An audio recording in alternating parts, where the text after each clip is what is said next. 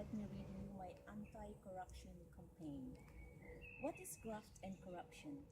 It refers to unethical practices that lead to the advancement of those who are willing to cheat to get by. These two ideas have been part of the government as long as power structures have existed, as those who are in power that uses that power to get additional financial and other advantage. What are the causes of corruptions? Personal greed, decline of personal ethical sensitivity, no sense of service when working in public or private sectors, lack of courage to denounce corrupt behavior, cultural environments that condone corruption, lack of transparency at all levels, regulation and inefficient control, slow judicial process, lack of moral criteria in promotions, and downplaying or reacting mildly to corruption charges. The type of corruptions are grand corruption. It is the distortion of policies and interference with the central functioning of the state at the high levels of the government. It benefits leaders at the expense of public good. A petty corruption is the abuse of power by mid-level public officers.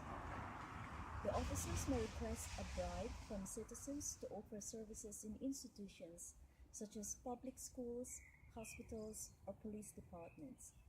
A petty corruption involves small amount of money. Political corruption involves political decision makers who manipulate policies and rules of procedure in the allocation of resources to sustain power, wealth, and status. It also includes electoral malpractices, kleptocracy, and diversion of public resources to benefit election financiers. A corporate corruption occurs in the interactions between businesses and their clients or suppliers, or when a corporate leader benefits from the use of a company's resources. Systemic corruption is a situation where corruption dominates the major processes and institutions of the state, and corruption becomes an essential and integrated aspect of the society. Administrative corruption includes bribery, favoritism to allow businesses to pay lower taxes, or to give access to low-level procurement contracts. Now, corruption affects economic development, political stability, and government legitimacy. It also distorts resource allocation and can lead to other illegal practices.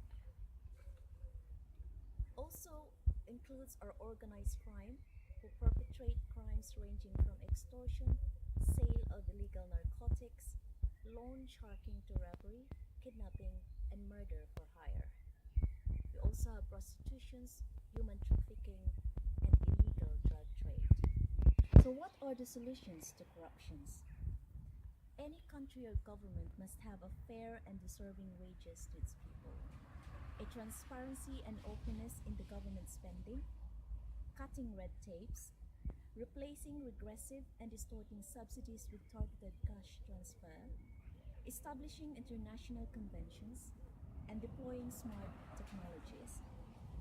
And what can we do to help fight corruption as citizens?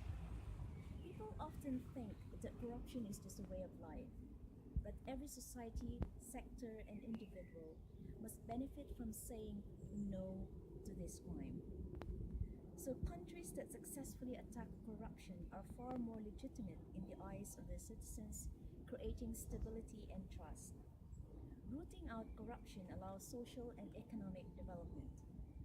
Equal and fair justice for all is also a crucial element for a country's stability and growth.